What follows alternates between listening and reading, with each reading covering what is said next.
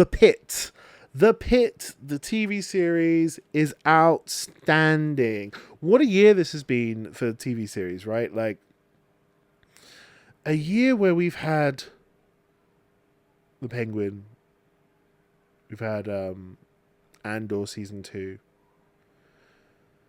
a year where we've had Last of Us season 2, and a year where we've had one of the best series that I've seen in the last 10 years, Adolescence. We've had Adolescence this year. A 4 episode, just pure work of genius.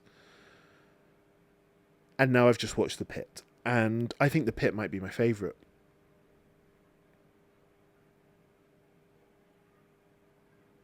I think it might be my favourite. That's all I can say.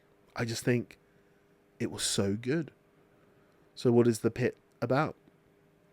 The daily lives of healthcare professionals in a Pittsburgh hospital as they juggle personal crises, workplace politics, and the emotional toll of treating critically ill patients. So this is shot a bit like the series 24. It's one shift. It's one, like, is it 14 episodes? Is it a 14-hour shift? Each episode's like an hour, and it is covering an hour of their work.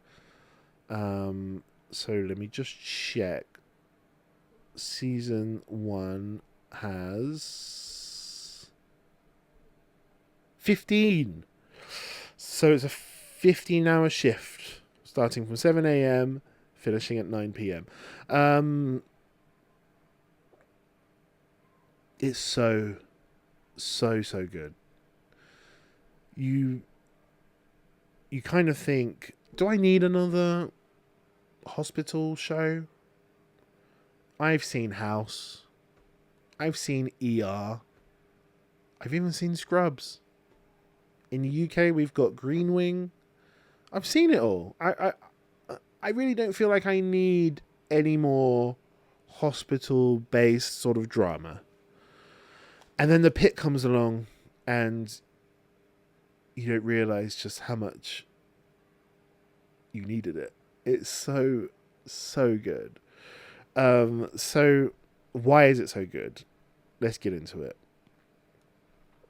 The stress levels are so high. The amount that's on the line basically all the time is just, it's lives, it's people's lives all the time. It's the performances in this show are so good. It's the way the show doesn't let up. For 15 whole episodes, 15 whole hours, it doesn't let up, because that's the job, ladies and gentlemen. I don't think these doctors and nurses really get breaks. It doesn't look like there's enough people there to enjoy a lunch break or have a coffee break. It's people are coming in to the A&E, the emergency room, all the time. The queue is massive. The queue is hours long. And doctors, there's just a limited amount of doctors, a limited amount of supplies. And each case, you know, like, everything has to be quick. Like, we've got to work out what's happening quick to save this person's life.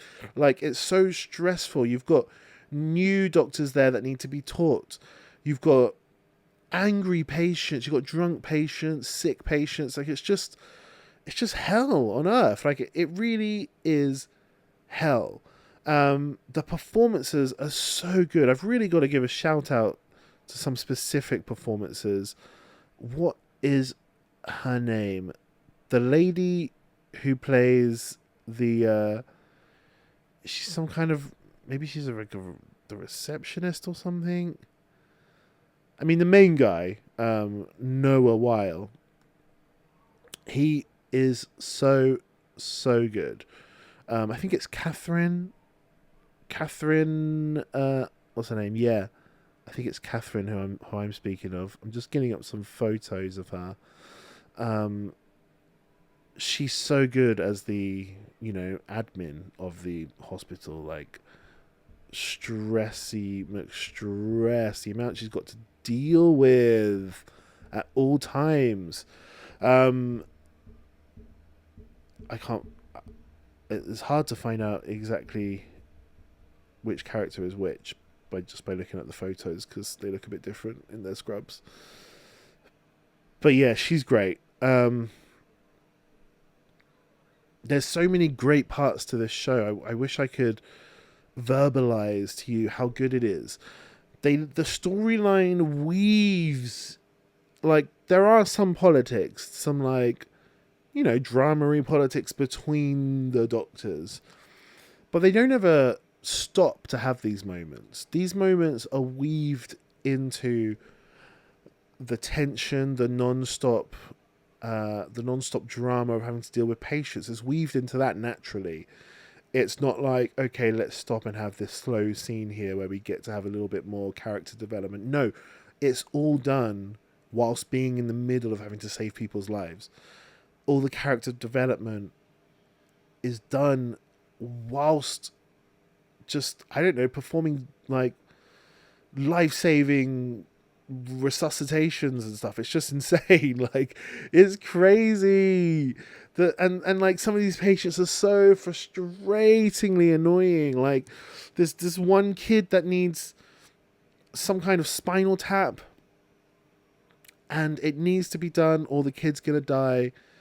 And the mum's like, oh no, but like, I read online, I saw on TikTok that there's some, like, spinal taps aren't good. Maybe we should wait to see if he gets better.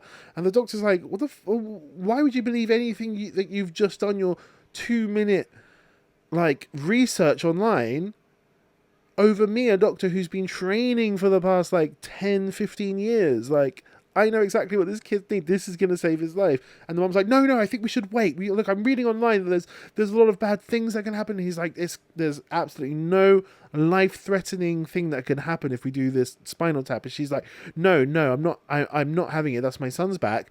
We're going to wait, and we're going to see if there's any other options. And it's like, fuck, man. Doctors and the patients thinking they know better.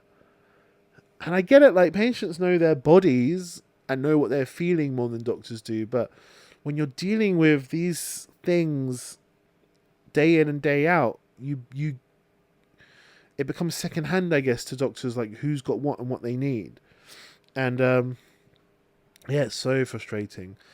And it's just a crazy, crazy job. And I guess the realization, the part of it that's almost the most crazy is that somewhere towards the end of the last episode, where you're like, I'm out of breath watching this 16 episode series. I'm like, holy shit, that was great. That was so intense. These 15 episodes or however much it is. At the end, when they're just like outside the hospital, their shift is over, the night shift are there. Night shift have taken over, and this day shift are going home. And it's like, so, see you tomorrow to do all of this again. And it really hit me hard, where it's like, fuck me. Doctors have to do this every day? They don't get paid enough. That life is hell on earth. Dealing with that amount of stress, that amount of abuse, dealing with that amount of sadness and horror and blood, knowing that people have died on your watch basically every single day, every other hour, it seems. And like, you're in tears, you've been spat at, you've even been punched in one case by a patient. You've been having these arguments with other doctors and patients as well. The stress of getting things right and getting things wrong, and the ramifications being so bad if you do get it wrong. And then you finish your shift, have a drink, go home, and it's like wake up again and do that again. And that's going to be your life. That's how you've chosen to spend your whole life, being a doctor. Jesus hell, like, how commendable. Because we need them. We need them to look after us, right? And someone has to do that job, and they don't get paid enough. In England, I think it's like £19 an hour. Some of these doctors. £19 an hour? I'm a singer. And I will, like tonight, for example, I'm going to go and sing in a club for 2 hours, basically. Less than 2 hours. And I'm getting £250. Less than 2 hours. £250. And I'm having fun. I'm having a great time. And people, like, love me. And people give me compliments at the end. And I get given free food and drinks. And at the end of the year, because of my profession, because of my job, I can write things off to save money on tax, you know? And I get paid £250. I'm getting paid over £100 an hour, basically. And these doctors who've chosen to spend their life in hell because we need them, they get paid £19 an hour. Holy shit. I think the doctors are having another strike in the UK soon. They want it to go up to £21 an hour. And it's like, geez, well, give it to them, you know? Give it to them. But yeah, that's all I've got to say about The Pitt. I recommend it so much. It's such a great series. I recommend it to everybody. Next.